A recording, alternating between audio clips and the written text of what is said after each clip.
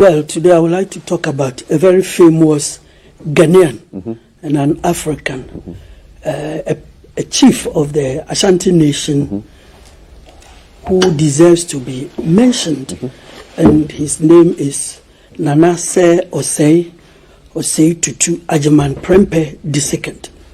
In short, Agyeman Prempeh II.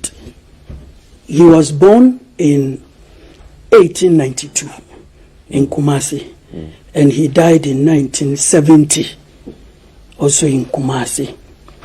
Now, he ascended the throne in 1931.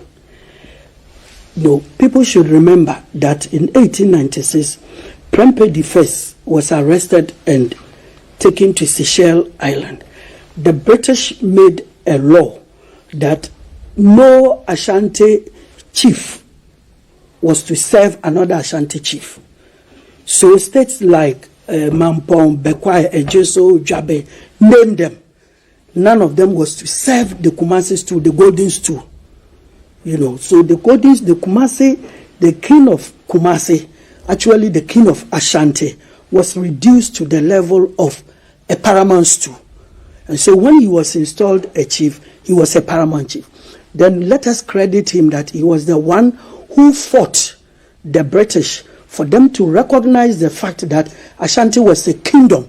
And so there was no way you could make the one who sits on the golden stool the same as other chiefs. And so after a long battle in 1935, Ashanti was recognized as a kingdom and were given the title Confederacy because we were under the colony, and he became Asante Hine. And that is the reason why in all our constitutions and whatever we do, we specifically separate the Asante Hine from other paramount chiefs of Ghana, because before 1935 we had paramount chiefs in Ghana. Then from 1935, Asante Hine, as his position is placed above all paramount chiefs because of the restoration of his kingdom. So today we talk about a kingdom within a kingdom. I mean, there should be no doubt about that. So that is the first credit, elevating himself to the appropriate status. Then the second thing that he did, that I believe we should all remember him for, was the establishment of Prempeh College, arguably one of the best secondary schools in the country. You know, he came across this famous Methodist preacher, Sidney Pearson, and then made an arrangement with him that he had heard about the famous Infantipim school in Cape Coast, and he would wish to see a similar school in the Ashanti region. And specifically, Asante Hine stated that he was not comfortable seeing his people always speaking the Twi language, and then the Southern people always speaking English. And he believed that the magic would be in the establishment of a school with the same status as Infantipim.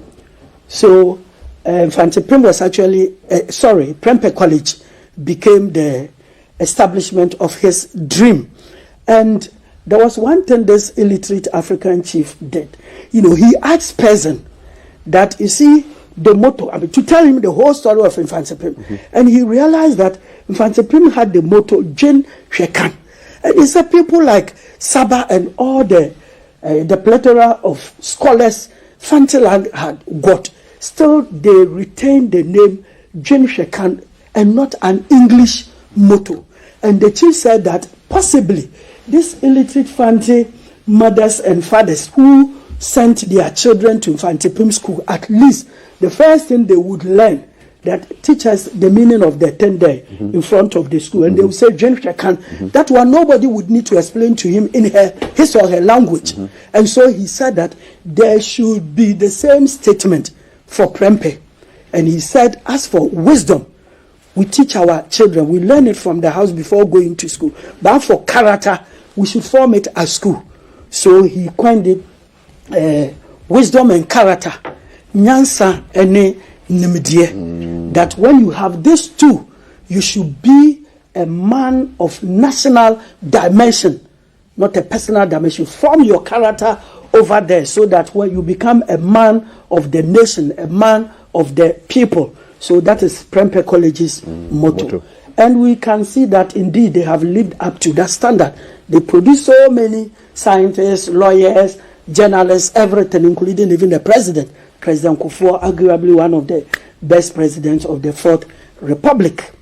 Now, the second thing we would remember him for was the establishment of the Kwame Nkrumah University of Science and Technology, when the then Prime Minister went to see him for a vast area of land to convert the Kumasi College of Technology into an university called Kwame Nkrumah University of Science and Technology. This man immediately imbibed the idea, and now we have this famous university by all standards on Ashanti land. The third thing that he did was, in terms of education, was the fact that, and that one was in relation to Kwame Nkrumah. When the Catholic, there was this Catholic Bishop Porter who was to establish schools in the country. St. John's Secondary School in Secondia, Bishop Porter's in Takoradi, and then Opokuwari School. Now, Nkrumah spoke to the Asante Hine that you would recall that your ancestor, Opokuwari, and we are talking about Opokuwari the first, was an Ashanti king who was wise enough to have sent students from Ashanti to Jacobus Capitaine in Elmina to be educated. And so, if he had lived in the days of Jesus Christ, this man's name would have been in the Bible. He's a saint. So, ensure that the school that will be on your land will carry the name of an Ashanti saint. And this man thought about it and felt that Opokuwari deserved the name. And today we also have Opokuwari as one of the most famous schools in the country. Now, a very important thing that Ghanaians must know is that with the formation of the UGCC in 1947, there was no Ashanti man in it, no Ashanti in the formation, and indeed with the whole UGCC.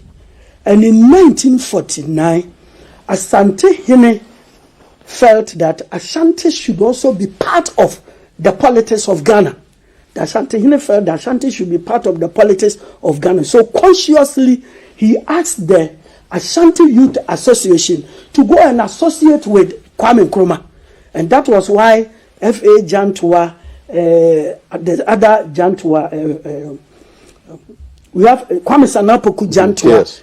And then Krobwe Disei, R.R. Amponsan, then Victor Owusu, all joined the CPP. So with the inception of the CPP, we had Ashantis, not the UGCC. And let us also remember when the Asante Hine got angry with Nkrumah because he was not giving the Ashantis the world market price of cocoa, the Asante Hine did not join UGCC. He didn't ask his people to join UGCC. In 1954, his Ochiame linguist established the National Liberation Movement.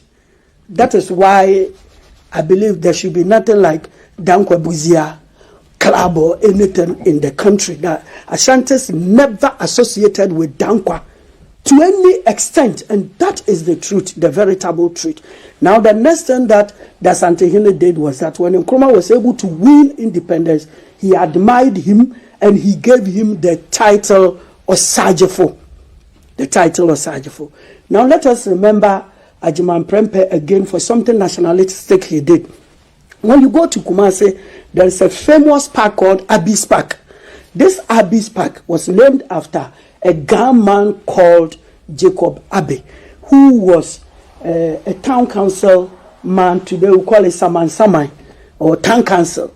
You know, the man was so much influential in the establishment of Kumasi as a garden city and its neatness, to the extent that he made him a chief and named the park after him. Considering that he wasn't an Ashanti and he continued to bestow that upon him, showed that the king was nationalistic enough. Don't also forget that after a successful boycott, the Asante Hine brought 500 visitors with him to pay a glowing tribute to Ni Kwabena Boni II of Osu. So this is a great man. Let us remember him for two important statements he made before I conclude. The first one is that the king once said that the stools upon which the chiefs sit whether it is Omahini stool, whether it is Odikro or whatever stool, they are the same. The difference is created by the one who sits on the stool. So somebody can be a caretaker, somebody can be a headman, Odikro, and can make the stool and the state so famous, and another person can be a paramount chief and will bring the state to a doom. And then the second statement he made worthy of learning is that in the Twi language, he said, Sika, enema ese pruko sere bejum, near budget also.